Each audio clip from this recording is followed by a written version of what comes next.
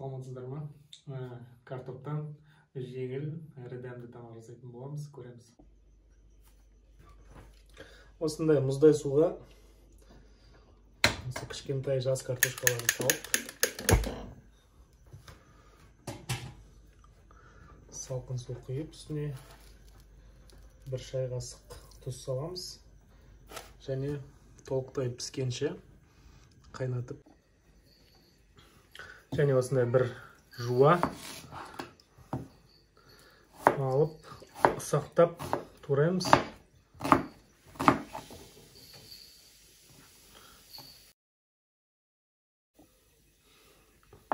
Осылай ұсақтап турап, осындай бір средний орташа жуа керек.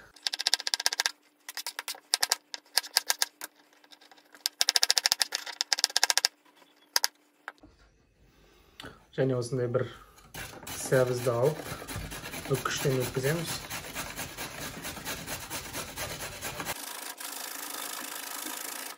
Осылай жартысын өткізсеңіздер жетеді. Үккіш болмаса, ұсақтап қолмен турасаңыздар да болады. Және осындай қызанақ, свежий болса, свежий қоссаңыздар болады. Бізде осындай замороженный, суға ештеңе сақпайды, турағанда күшті. Болмаса, сладкий перец қоссаңыздар болады. Тәтті бұрыш, яғни біздің үйде тәтті бұрышты қатты ұнатпайды, сондықтан осы помидормен жасап жатырмын.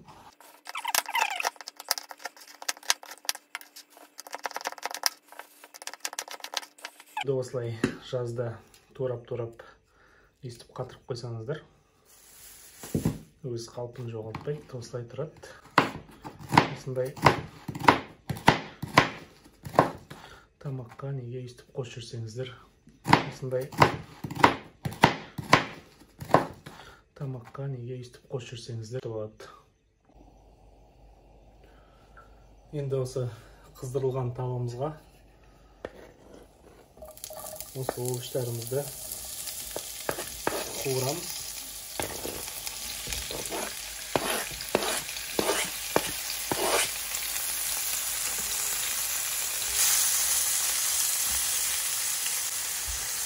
Қуызуат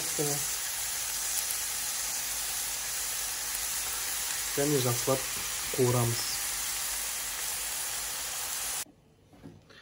Енді осындай 3 бас сарымсақ керек. Оны біз осылай ұсақтап көреміз.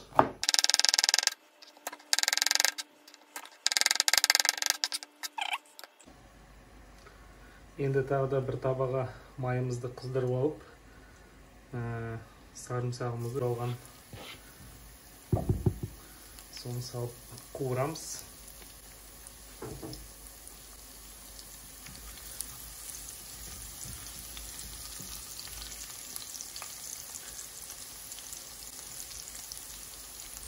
Және үстіне бір ас қасық паприка саламыз.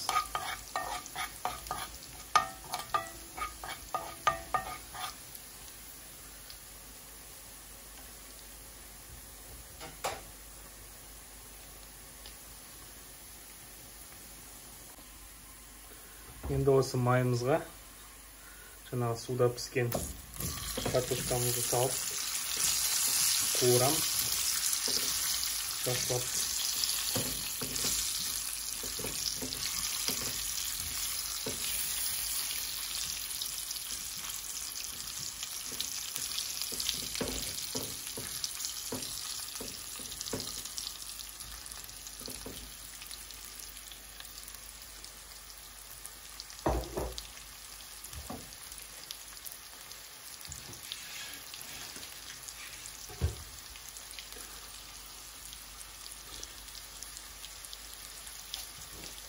Üstüne azdап бұрыш, тұз себеміз.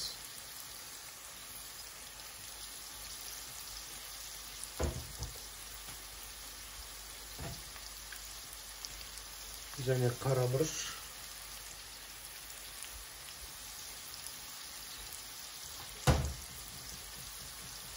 және тағы да жақсылап араластырамыз.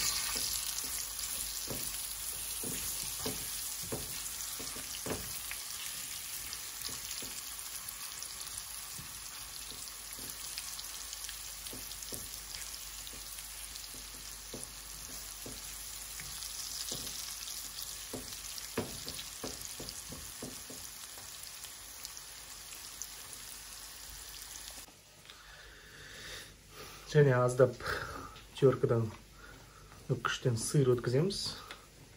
Қазір тамағымыз дайын болған кезде бетіне салуға. Осы жеткілікті.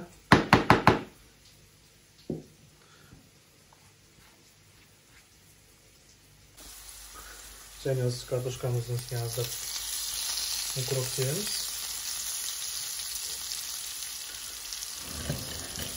Және осы біздің жаңағы қуырылған осы овощтарымызды осы картошкамыздың бетіне саламыз. Осылай.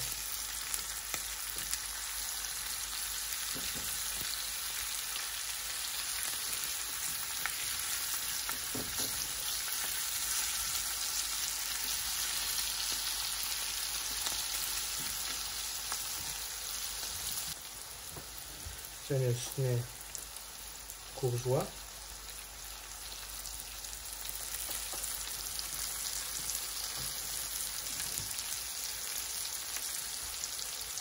Және осы күштен өткен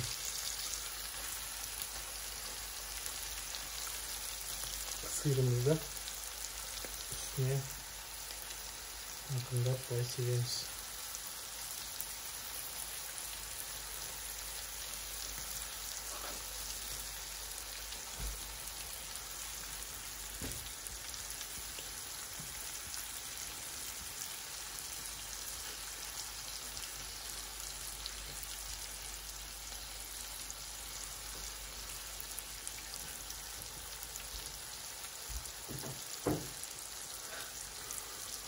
Сырымыз ерігенше бетін крышкамен жабамыз.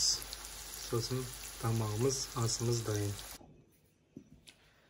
Так, асымыз дайын болды. Енді бисмиллах деп дәмін көрейік. Картошка вот жұмсақ.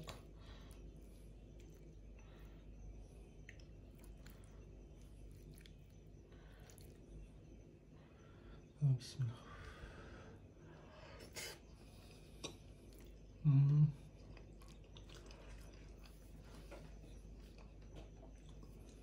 Картошканың сырты қуырылғаны прям күшті.